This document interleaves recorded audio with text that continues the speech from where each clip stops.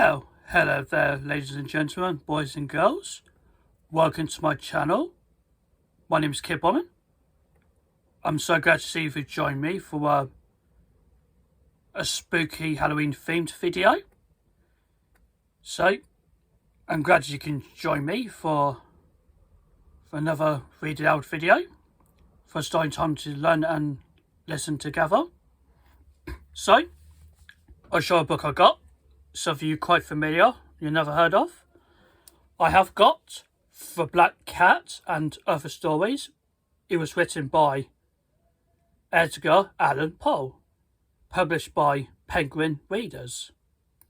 So, perhaps you never heard of this spooky Halloween themed stories, but perhaps I might decide to read it to you guys. So, at the end, you can write in comments down below. Alright, just start reading about an hour or two. So, sit back, relax and enjoy. You are not going to believe this story, but it is a true story, as true as I sat here writing it. As true as I will die in the morning. Yes, this story ends with my end. With my death tomorrow, I have always been a kind, loving person. Everyone will tell you this. This will also tell you that I have always loved animals more than anything. When I was a little boy, my family always had many different animals around the house. As I grew up, I spent most of my time with them, giving them their food and cleaning them. I married when I was very young, and I was happy to find that my wife loved all of our animal friends as much as I did. She brought us the most beautiful animals. We had all sorts of birds, goldfish, and a fine dog and a cat. The cat was a very large and beautiful animal. He was black all over, and very intelligent. He was so intelligent that my wife often laughed about what some people believe. Some people believe that all cats are evil enemies in the cat's body. Pluto, this was the cat's name. He was my favourite. It was always I who gave him his food and followed me everywhere. I often had to stop him from following me through the streets. For years, he and I lived happily together, the best of friends. But during those years, I was slowly changing. It was that evil enemy of a man called Drink who was changing me. I was not the kind, loving person people knew before. I grew more and more selfish. I was often suddenly angry about unimportant things. I began to use bad language, most of all with my wife. I even hit her sometimes. And by the time, of course, I was often doing horrible things to our animals. I hit all of them, but never Pluto, but my illness was getting worse. Oh, yes, drink is an illness. Soon, I began to hurt my dear Pluto too. I remember that night very well. I came home late, full of drink again. I could not understand why Pluto was not pleased to see me. The cat was staying away from me. My Pluto did not want to come near me. I caught him and picked him up, holding him strongly. He was afraid of me and bit my hand. Suddenly, I was not myself anymore. Someone else was in my body. Someone evil and mad with drink. I took my knife from my pocket, held the poor animal by his neck, and cut out one of his eyes. The next morning, my mind was full of pain and horror when I was awake. When I woke up, well, I was deeply sorry. I could not understand how I could do such an evil thing. But drink soon helped me to forget. Slowly, the cat got better. Soon, he felt no more pain. That was now only an ugly dry hole where the eye once was. He began to go round the home as usual again. He never came near me now, of course, and he ran away when I went too close. I knew he did not love me anymore. At first I was sad. Then slowly I decided to feel angry, and I did another terrible thing. I had to do it. I could not stop myself. I did it with a terrible sadness in my heart, because I knew it was evil, and that was sadly I did it. Why I did it? Yes, I did it because I knew it was evil. What did I do? I caught the cat and hung him by his neck from a tree until he was dead. That night I woke up suddenly. My bed was on fire. I heard people coming outside shouting, "Fire, fire!" Our house was burning. I and my wife and our servant were lucky to escape. We stood and watched as the house burned down to the ground. There was nothing left of the building the next morning. All of the walls fell down during the night except one, the wall in the middle of the home. I realized why this wall did not burn, because there was a new plaster on it. The plaster was still quite wet. I was surprised to see the crowd of people next to the wall. They were talking and seemed to be quite excited. I went closer and looked all over their shoulders. I saw a black shape in the new plaster. It was the shape of a large cat, hanging by his neck. I looked at the shape with complete horror. Several minutes passed before I could think clearly again. I knew how to try to think clearly. I had to know why it was there. I remembered hanging the cat in the garden of a house next door. During the fire, the garden was full of people. Probably someone cut the dead cat from a tree and threw it through the window to try and wake me. The falling walls pressed the animal's body into the fresh plaster.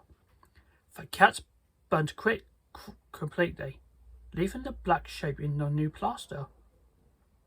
Yes, I was sure that was what happened, but I could not forget that black shape for months.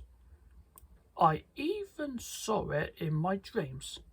I began to feel sad about losing the animal, so I began to look for another one. I looked mostly in the poor parts of my town. When I went drinking, I searched for another black cat of the same size and type as Pluto. One night, as I sat in the dark and dirty drinking house, I noticed a black object on the top of a cupboard and near some bottles of wine. I was surprised when I saw it. I looked at those bottles a few minutes ago. I thought, and I am sure that object was not there before. I got up and went to see what it was. I put my hand up touched it and found there was a black cat, a very large one, as large as Pluto. He looked like Pluto too, in very way but one. Pluto did not have white hair anywhere on his body. This cat had a large white shape on its front. He got up when I touched him, and pressed the side of his head against my hand for several times. He liked me. That was the animal I was looking for. He continued to be very friendly, and later, when I left, he followed me into the street. He came all the way home with me. We now had another house and came inside. He immediately jumped up onto the most comfortable chair and went to sleep. He stayed with us, of course. He left both of us, and very soon he became my wife's favourite animal. But as the weeks passed, I began to dislike the animal more and more. I do not know why, but I hated the way he loved me. So I began to hate him, but I was never unkind to him. Yes, I was very careful about that. I kept away from him because I remembered what I did to my poor Pluto. I also hated the animal because he only had one eye. I noticed this the morning after he came home with me. Of course, this only made my dear wife love him more. But the more I hated the cat, the more he seemed to love me. He followed me everywhere, getting under my feet all the time. When I sat down, he always sat under my chair. Often he tried to jump up on my knees. I wanted to murder him when he did this, but I did not. Stopped myself because I remembered Pluto, but also because I was afraid of the animal. How can I explain this fear? It was not really a fear of something evil, but then, how else can I possibly describe it? Slowly, this strange fear grew into horror. Yes, horror. If I tell you why, you won't not believe me. You will think I am mad. Several times my wife took the cat and showed me the white shape on his chest. He said the shape was slowly changing. For a long time I did not believe her, but slowly, after the many weeks, I began to see that she was right. The shape was changing. Its sides became straighter and straighter. It was beginning to look more and more like an object. After a few more weeks, I saw what the shape was. It was impossible not to see. There, on his front, was the shape of an object. I am almost too afraid to name it. Was that horrible, terrible machine of pain and death? Yes, the gallows. I no longer knew the meanings of happiness or rest. During the day, the animal never left me. At night, he woke me up nearly every hour. I remember waking from terrible dreams and feeling him sitting next to my face, his heavy body pressing down on my heart. I was now a very nice, different man. There was not a smallest piece of good left in me. I now had only evil thoughts the darkest and the most evil thoughts. I hate everyone and everything, my dear wife too. One day she came down into the cellar with me to cut some wood. We were now too poor to have a servant. Of course, the cat followed me down the stairs and nearly made me fall. This made me so angry that I took the axe and tried to cut the animal in two. But as I brought the axe down, my wife stopped my arm with her hand. This made me even more angry. I pulled her hand away from my wrist, lifted the tool again, brought it down hard and buried it in the top of her head.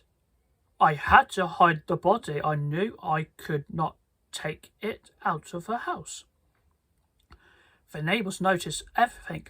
I thought of cutting it into pieces and burning it. I thought of burying it in the floor of the cellar. I thought of throwing into in a river at the end of a garden. I thought of putting it into the wooden box and taking it out of the house. Then that way, in the end, I decided to hide the body in one of the walls of the cellar. It was a quite old building near the river, so the walls of the cellar were quite wet and the plaster was soft. There was new plaster on one of the walls. I knew that underneath it, the wall was not very strong. I also knew that this wall was very thick. I could hide the body in the middle of it. It was not difficult. I took off some plaster and took it out a few stones and made a hole in the earth that filled the middle of the wall. I put my wife there, put back the stones, made some new plaster and put it on the wall. Then I cleaned the floor and looked carefully round. Everything looked just as it did before. Nobody never knew. No. Next, I went upstairs to kill a cat. The animal was bringing me luck. I had to kill it. I searched everywhere, but I could not find him. I was sure it was because of my wife's murder. He was too clever to come near me now. I wanted all evening, but I did not see the evil animal. He did not come back, bringing during the night either. And so, for the first time in a long time, I slept well. When I woke up the next morning, I was surprised to see that cat still was not there. 2-3 days period, and there was still no cat. I cannot tell you how happy I began to feel. I felt so much better without the cat. Yes, it was he who brought me all of my unhappiness, and now, without him, I began to feel like a free man again. It was wonderful. No more cat, never again. Several people came and asked about my wife, but I answered their questions easily. Then, on the fourth day, the police came. I was not worried when they searched the house. They asked me to come with them. As they searched, they looked everywhere several times. Then they went down into the cellar. I went down with them. Of course, I was not a bit afraid. I looked calmly up and down, watching them search. They found nothing, of course, and soon they were ready to go. I was so happy that I could not stop talking as they went up the stairs. I did not really know what I was saying. Good day to you all, dear sirs. I said, yes, this is a well-built old house, isn't it? Yes, a very old, very well built old house. These, these walls are got you. Are you going, gentlemen? These walls are strong, aren't they? I knocked hard on the part of the wall where my wife was. A voice came from inside the wall in answer to my knock. It was a cry like a child's. Quickly, it grew into a long scream of pain and horror. Also, the policemen standing on the stairs with their mouths open. Suddenly, they all ran down in a great hurry and began breaking down the wall. It fell quickly, and there was my wife standing inside. There she was, with dried blood all over her head, looking at them, and there was a cat standing on her head, his red mouth wide open in the scream, and his one gold eye shining like a fire. The clever animal, my wife was dead because of him, and now his evil voice was sending me to the gallows. We saw the dark shape of that roof above the forest. It was not far away, but travelling was difficult in that low part of the mountains. We did not arrive until the night was falling. It was a sad and strangely beautiful house many hundreds of years old. Pedro, my servant, broke in through a small door at the back and carried me carefully inside. I was so badly hurt that I would die if we stayed out all night. People were living here until a very short time ago. Pedro said they left in a hurry. He carried me from the several tall, richly decorated rooms to a smaller room in the corner of a great house. He helped me to lie down on the bed. There were a lot of fine modern pictures in the room. I looked at them for a while in a dying light. They were everywhere on the walls, all around me. After dark, I could not sleep because of the pain. Also, I was so weak now that I was afraid that I was dying. So I asked Petra to light the lamp beside the bed.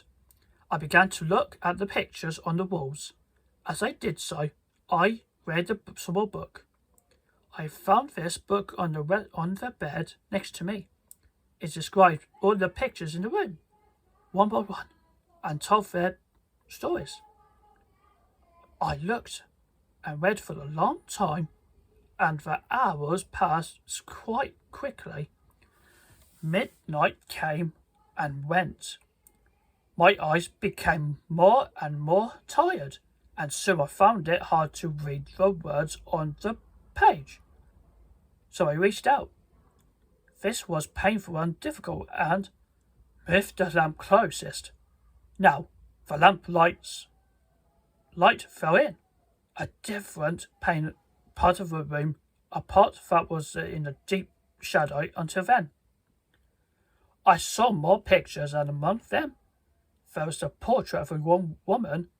As soon as I saw it, I closed my eyes. Keeping my eyes closed, I tried to understand why. Why did I suddenly close my eyes like that? Then I realised. I did it to give myself time. I need time to think. Was I sure that I really saw what I thought I saw? Was I dreaming? No, I was suddenly very awake. I waited till I was calm again. Then I opened my eyes and looked a second time. No, there was no mistake. My eyes were seeing what they saw the first time only seconds before. The picture, as I said, was a portrait. It was an earthful in its shape, and showed the head and shoulders of a young woman. It was the finest and the most beautiful painting that I've ever seen. And I know I never ever saw a woman as beautiful as her. But it was not her beauty that she shook me so suddenly from my half sleep, and it was not a beauty of the painter's work that excited me in such a strange way. I stayed for perhaps an hour, half sitting, half laying, never talking, taking my eyes off the portrait. Then, at last, I understood. At last, I realized what the true secret of a picture was. I fell back in the bed again. It was the way she was looking at me. Her eyes, that beautiful smile, that way she looked at me. She was so real. It was almost impossible to believe that was just paint. That was not, well, that she's not alive. The first time I looked at the paint or portraits, I simply could not believe what my eyes were seeing. But now I felt a very different feeling growing inside me. The more I looked into those eyes, the more I looked at that beautiful smile, the more I was afraid. It was a strange, terrible fear that I could not understand. It was a fear mixed with horror. I moved the lamp back to where it was before. The portrait was now hidden in darkness again. Quickly, I looked through a book, until I found a story of her awful portrait. I read these words. She was a beautiful woman, flower. She was a beautiful young flower, and always so happy. Yes, she was happy until the evil day when she saw and loved the painter of her portrait. They were married, but sadly he already had a wife. His work, his painting, was more important to him than anything in the world. Before, she was all light and smiles. She loved everything in the world. Now she loved all things but one: her husband's work. His paintings was her only enemy, and she began to hate the paintings that kept her husband away from her. And so it was a terrible thing when he told her that was wanted to paint his young wife's portrait. For weeks she sat in the tall dark room while he worked. He was a silent man, always working, always lost in his wild secret dreams.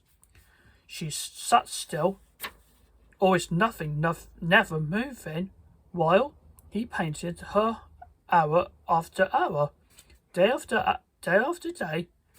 He did not see that she was growing weaker with every day. He never noticed that she was not healthy anymore and not happy anymore. The change was happening in the front of his eyes. But did he not see it? But she went on smiling.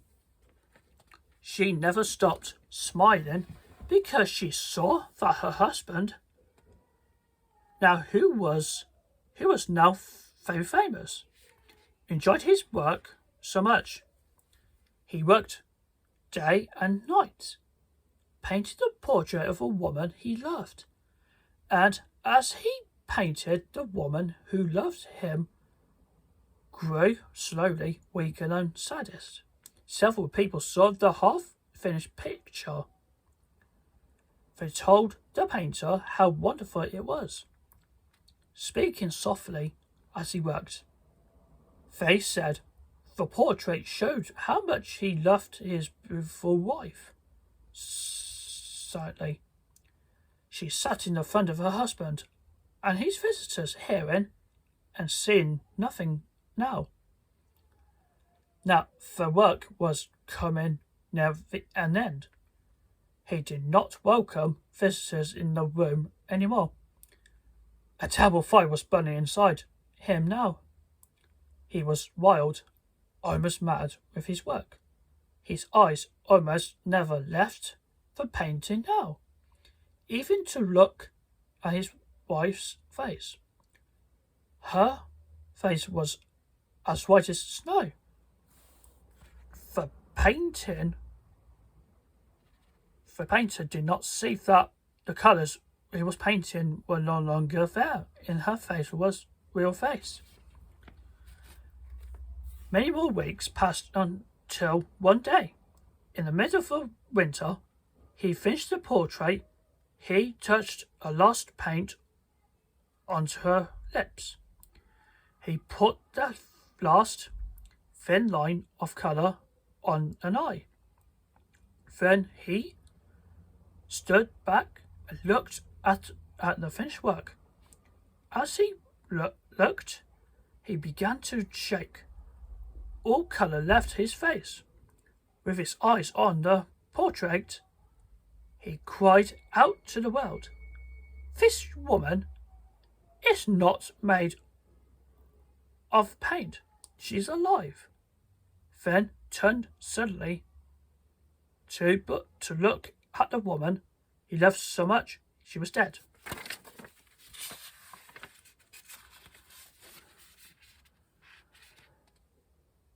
Anger's in my name.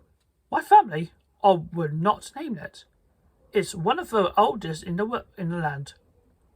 We have lived here, inside the walls of his great house, for many hundreds of years. I sometimes walk through its science rooms. Each one is richly decorated by the hands of the only finest workmen. But my favourite has always been a library. It is here, among books, that I have always spent most of my time. My mother died in the library. I was born here. Yes, the world had heard my first cries here. And these walls, the books they stand among them, are among them the first things I can remember in my life. I was born in this room, but my life did not begin here. I know I lived another life before the other one I am living now. I can remember another time like a dream without shape or body. A world of eyes, sweet, sad sounds, and silent shadows. I woke up for that long night. My eyes opened. I saw a light of the day again. Here, in this room full of thoughts and dreams, as a child, I spent my days reading in this library, and my young days dreaming here. For years past, I grew up without noticing it, and soon I found that I was no longer young. I was already in the middle of my life. I was standing alone. I was still standing living here in the house of my fathers. I almost never left the house, and I left the library less and less, and so slowly. The real world, life in the world outside these walls, began to seem like the dream to me. The wild ideas, the dreams inside my head, were my real world. They were my real whole life. Berenice and I were cousins. She and I grew up together here in his house, but we grew up so differently. I was a weak one, so often sick. always lost in my dark and heavy thoughts. She was a strong, healthy one, always so full of life, always shining like a bright new sun. She ran over the hills under the great blue sky while I studied in the library. I lived inside the walls of my mind, fighting with the most difficult and powerful ideas. She worked quietly and happily through life, never thinking of the shadows around her. I watched out our young years flying away on the silent wings of time. Berenice never thought of tomorrow. She lived only for the day.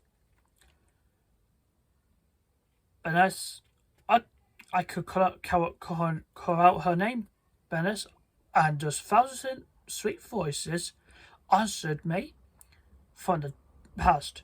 I can see her clearly now, as she was in her early days of beauty and light.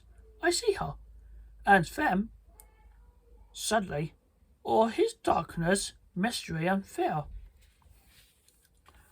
Her bright young days ended when a terrible illness, came down on her like a sudden storm. I watched the dark cloud pass over her. I saw it change her body and mind completely. The cloud came and went, leaving someone I did not know. Who was this sad person I saw now? Where was my Berenice, the Berenice I once knew? This first illness caused several other illnesses to follow. One of these was a very unusual type of epilepsy.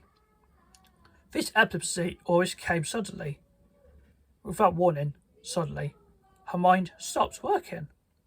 She fell into the ground, red in the face, shaking all over, making strange sounds. Her eyes not seeing any more. The epilepsy often ended with her going into a kind of a very deep sleep. Sometimes this sleep was so deep that it was difficult to tell if she was dead or not. Often she woke up from the sleep as suddenly. As epilepsy began, she would just get up again as if nothing was wrong. It was during this day that my illness began to get worse. I felt it growing stronger day by day. I knew I could do nothing to stop it. And soon, like Berenice, my illness changed my life completely. It was not my body that was sick. It was my mind. It was an illness of the mind. I can only describe it as a type of monomania. I often lost myself for hours, deep in thought about something as it's so unimportant that it seemed funny afterwards, but I'm afraid it might be impossible to describe how fully I could lose myself in the useless study of even the simplest or most ordinary object. I could sit for hours looking at one letter of a word on a page. I could stay for most of the summer days.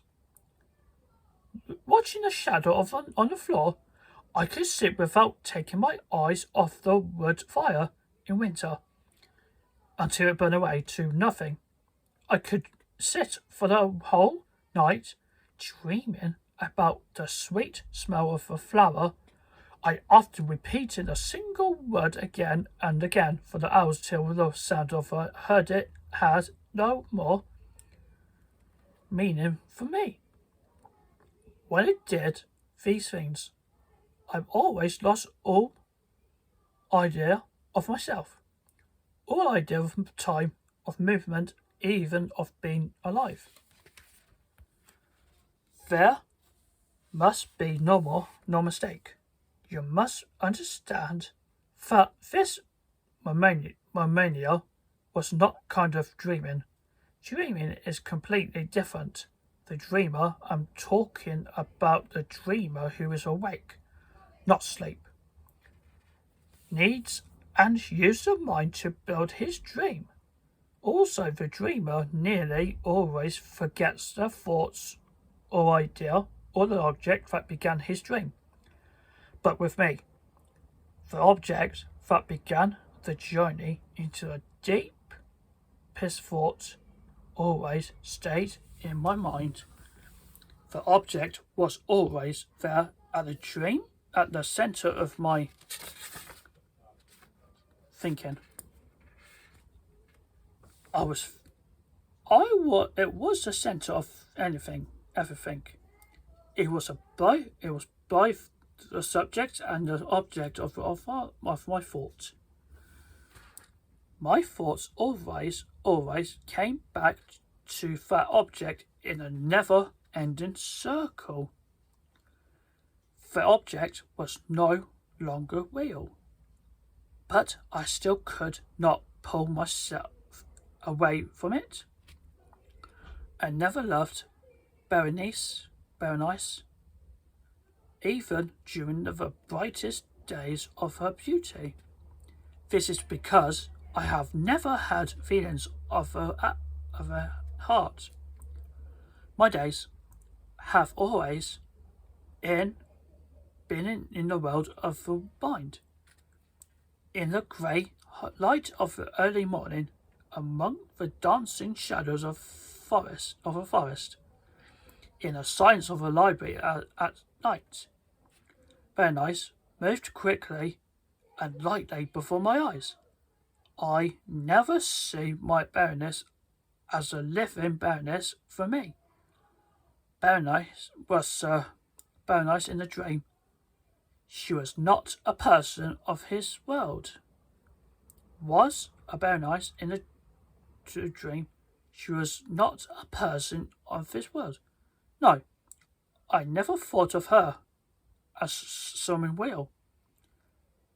Berenice was an ideal of Berenice. She was something to think the dream about, not someone to love. And so why did I feel differently after her illness? Why? When she was terribly and suddenly changed. Did I shake and go white when she came near me? Because I saw the terrible waste of that sweet and loving person because now there was nothing left of a Berenice I once know. No, it is true. I never loved her, but I knew she always loved me deeply. And so one day, because I felt so sorry for her, I had stupid and evil idea. I asked her to marry me. Our wedding day was growing closer and warm. One warm afternoon, I was sitting in a library.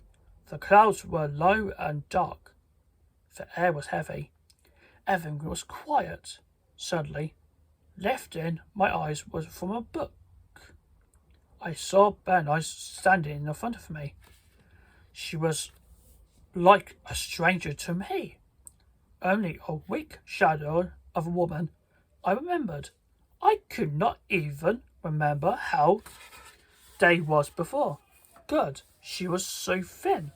I couldn't see her arms and legs through the grey clothes and then fat hung around her waist body. She said nothing. I could not speak. I do not know why, but suddenly I felt a terrible fear pressing down like a great stone on my heart. I sat there in my chair, too afraid to move. Her long hair fell around her face. She was white. She was as white as snow. She looked strangely calm and happy. But there was no life at all in her eyes. They did not even seem to see me. I watched as her thin, bloodless lips slowly opened. They made a strange smile that I could not understand. And it was then that I saw her teeth. Oh, why did she have to smile at me? Why did I have to see those teeth? I heard a door closing and looked up. Berenice was not there anymore. The room was empty, but her teeth did not leave the room of my mind. I now saw them more clearly than when she was standing in front of me. Every smallest part of each tooth was burnt into my mind. The teeth, they were in front of my eyes. Here, there, everywhere I looked, and they were so white, with her bloodless lips always moving around them. I tried to fight this sudden, terrible mania, but it was useless. All I could think about, all I could see in my mind's eyes, was a teeth. They were now a centre of my life. I held them up in my mind's eye, looked at them in very light, turned them every way. I studied their shapes, their difference, and the more thought about them, the more I began to want them. Yes, I wanted them. I had to have the teeth. Only the teeth could bring me happiness, could stop me from going mad. Evening came, then darkness turned into another day. Soon, a second night was falling, and I sat there alone, never moving. I was still lost in thought. In that one same thought, the teeth, I saw them everywhere I looked. In the evening shadows, in the darkness in front of my eyes. Then a terrible cry of horror woke me from my dreams. I heard voices and more cries of sadness and pain. I got up and opened the door of the library. A servant girl was standing outside crying.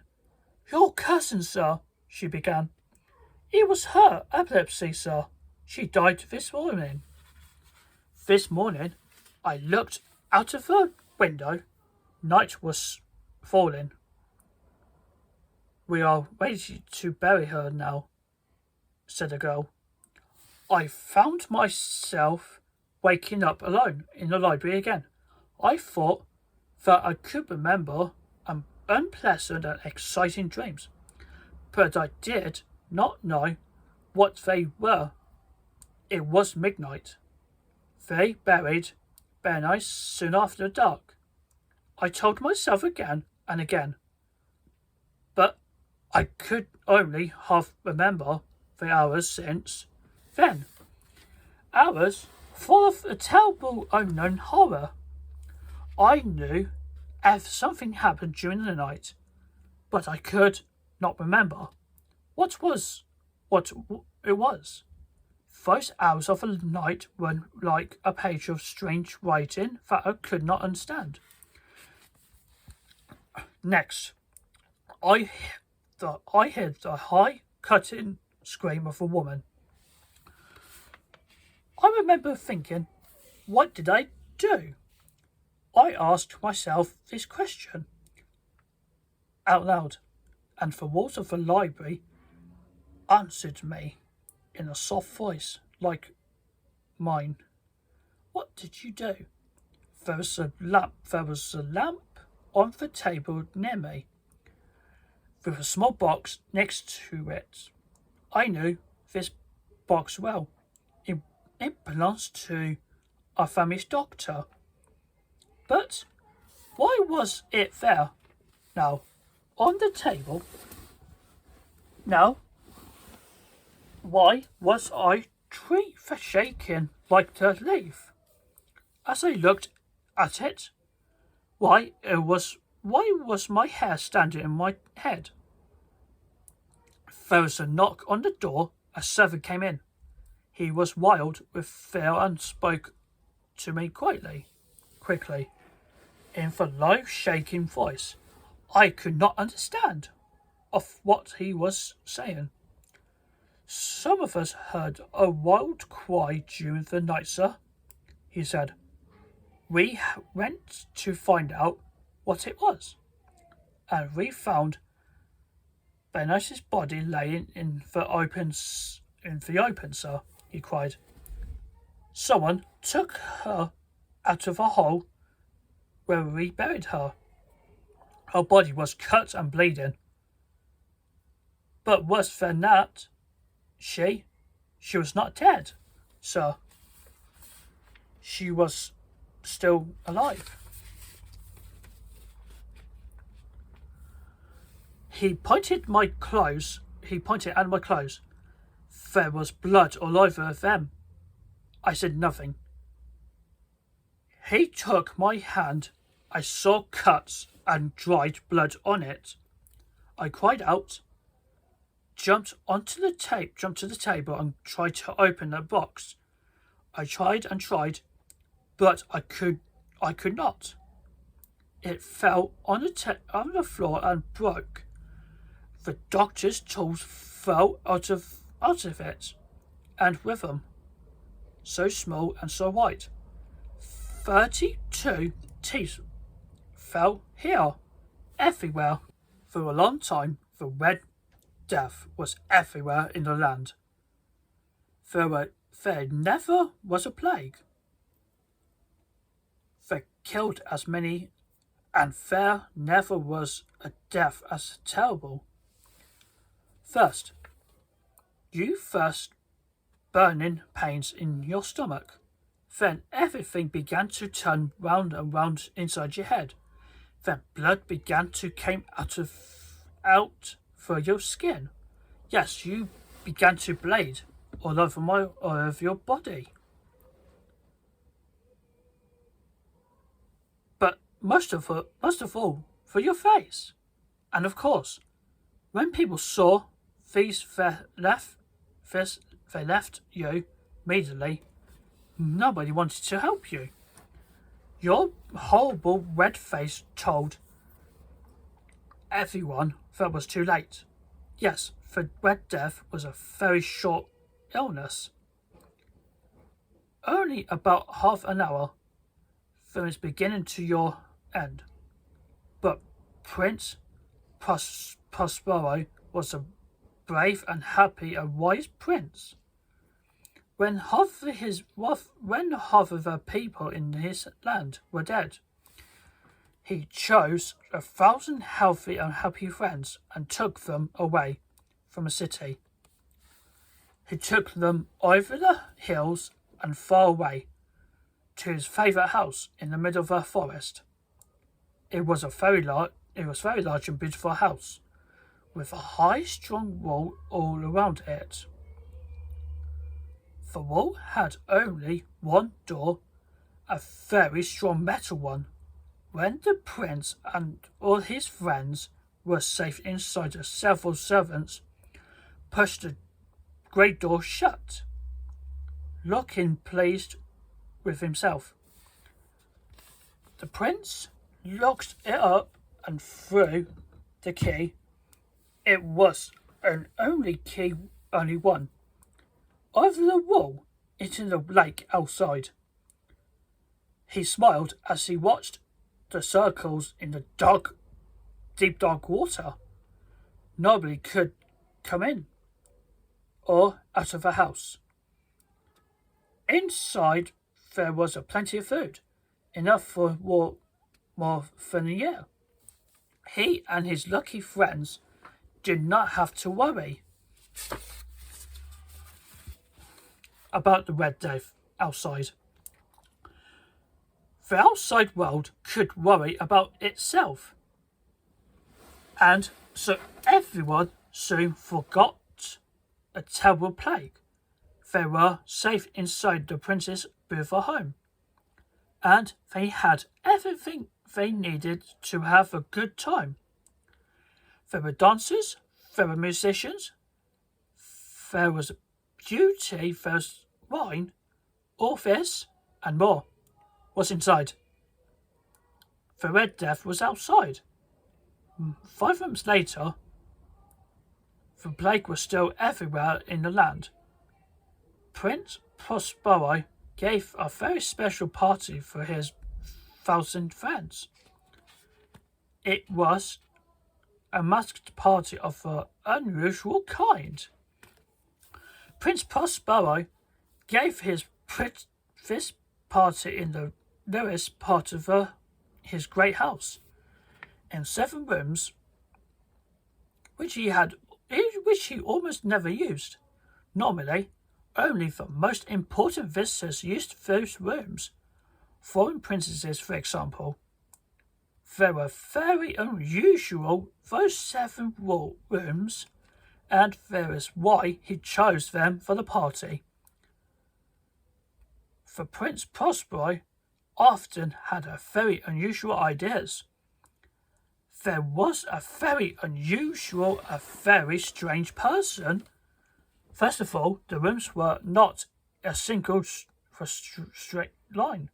Walking through them, you came to turn at every 20 or 30 yards, so you could only ever see into another other room at a time. Yes, it was a strange part of her house, and every room, the furniture was different. With each turn, you always saw something interesting and new. In every room, there was two tall and narrow windows, one on either side. There was a coloured glass in these windows, a different colour in each room. This and everything else, of course, was the prince's idea. I forgot to tell you. The prince made the plans for this part of his house himself. Of course, it was the prince who decorated the room for the party. And he did this in his unusual way. Like the glass, each room was a different colour. And everything in each room was that the same colour that the first room at the east end was blue, and so were the windows bright blue. In the second room, everything was purple like a glass. In the third, everything was green.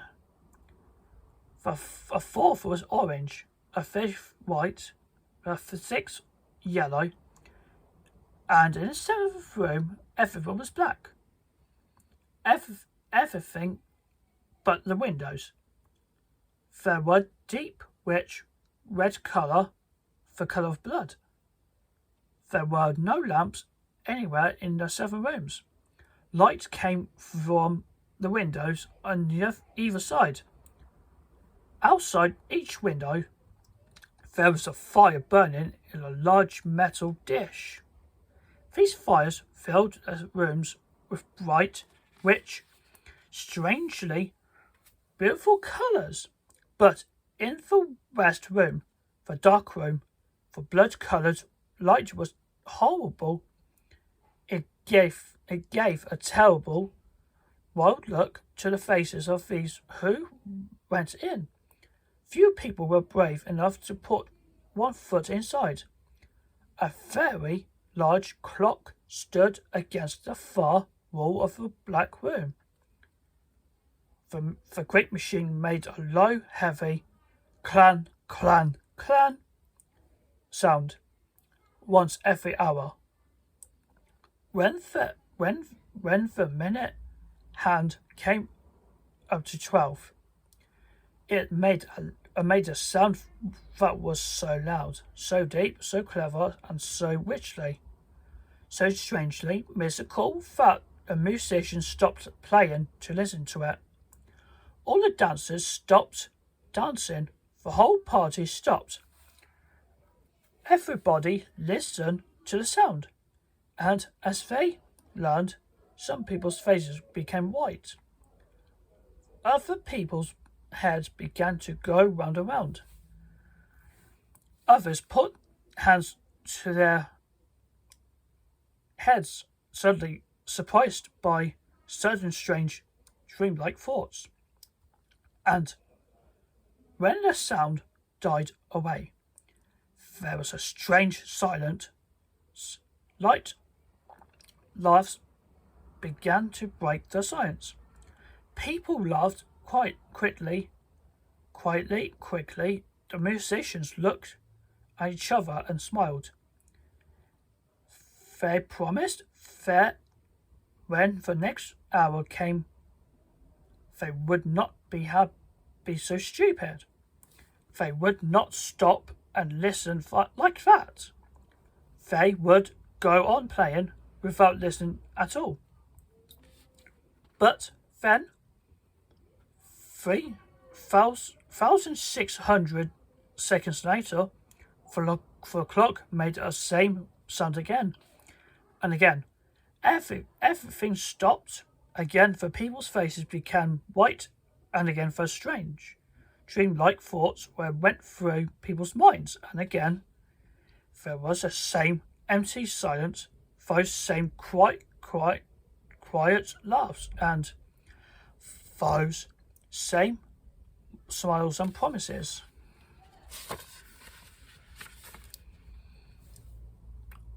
But if we forgot this, it was a wonderful party.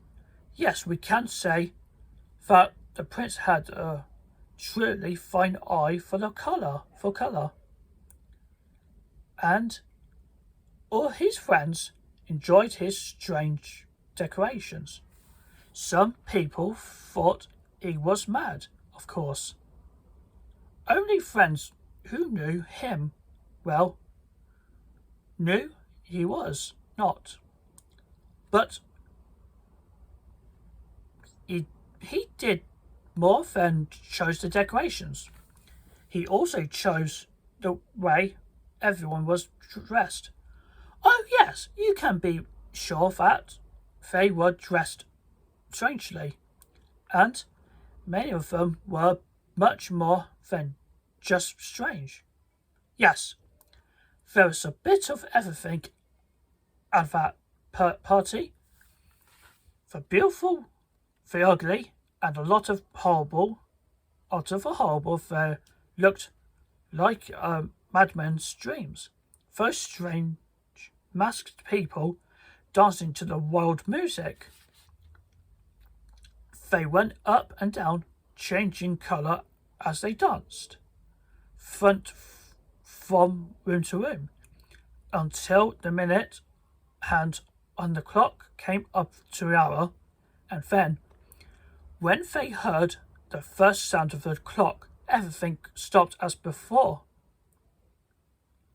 The dream stood still until the great, deep voice of the clock died away. Then there was some same strange silence. Then there were those little light and quiet lives. Then the music began again. The dreams began to move once more, dancing more happily than ever. They danced and danced on and on, through all the rooms except one. No one went into the restaurant any more. The blood-coloured light was glowing brighter and more horrible with every minute. But in the other rooms, the party was growing stronger than ever.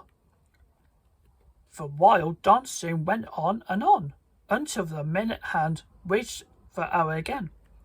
Then, of course, when the first sound of the clock was heard, the music stopped, the dancers became still. All was still. It was midnight. 1, 2, 3, 4, 5. 12 times. The clock made that same strange, deep, and so sweetly musical sound. Midnight, 7, 8. It seemed like there was no end to the sounds this time. Each sound seemed to go on forever. And as those 12 sounds went on and on and on and on, people became whiter.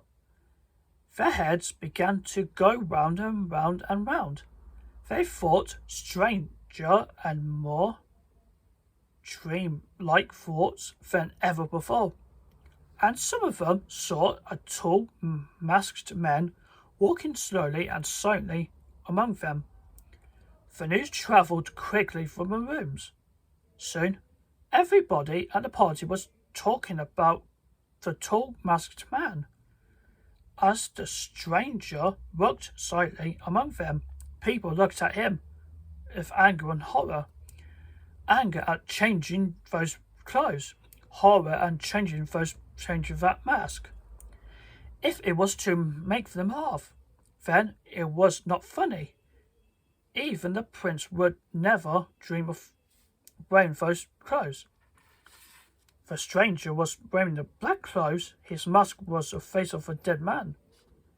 Yes, it was a death mask. That mask made everyone shake with horror. The mask was red.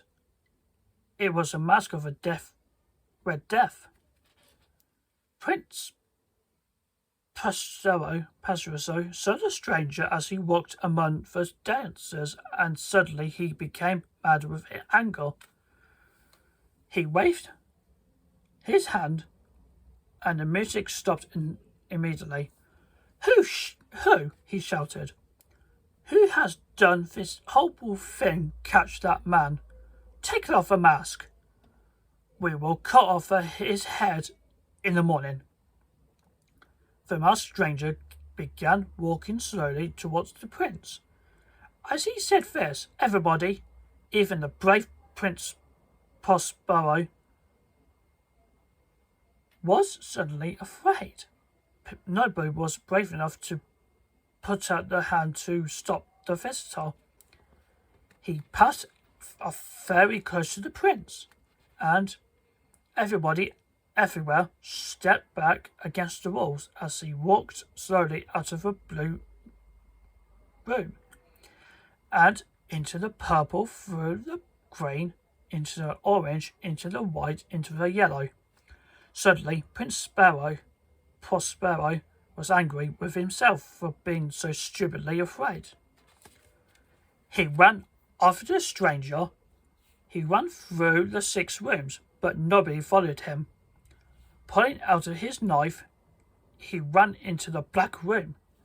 The masked man, he was walking towards the opposite corner, stopped. The prince stopped a yard from him. The masked man turned suddenly, and a whole terrible cutting cry was heard. The prince's shining knife fell without a sound on the black floor. The prince fell without a sound next to it, dead. Suddenly, and nobody knew why, suddenly the dancers were no longer afraid. A crowd of them ran into the dark room.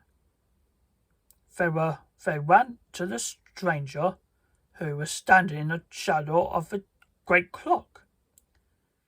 When Thor caught him, the mask and the empty clothes fell into the floor. Everyone cried out in horror. There was nobody inside the clothes. There was nobody in there. No, there was nobody there. The man's body was nothing but hair.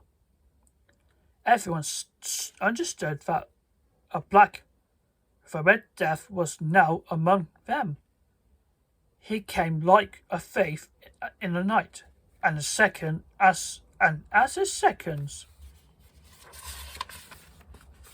passed, clang, clang, clang. One by one, people began to die the terrible death. Soon, everywhere, the floors of 7 rooms were wet with blood. When the last person died, the last lamp went out, and when that last lamp went out, the life of the clock stopped with it, and everything was silence and darkness. The end. So, I hope you enjoyed this story about reading the cat and the other stories. So, if you're happy, if you enjoy this video, give a thumbs up. Feel free to leave your comments down below.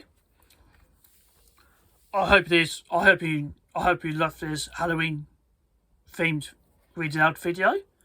So, I'd like to thank you for watching it. So, remember, don't forget to subscribe to my channel and hit the bell notification. And you can check out my socials just below this video description. So, you can find me on Pinterest, Twitter, Instagram and TikTok. You can always support my story highlights and exclusive contents. Okay, so thank you for watching this video, and I hope you enjoy this video so far, and I'll see you on the next video. So please stay tuned for Halloween themed content. So see you soon, and happy Halloween.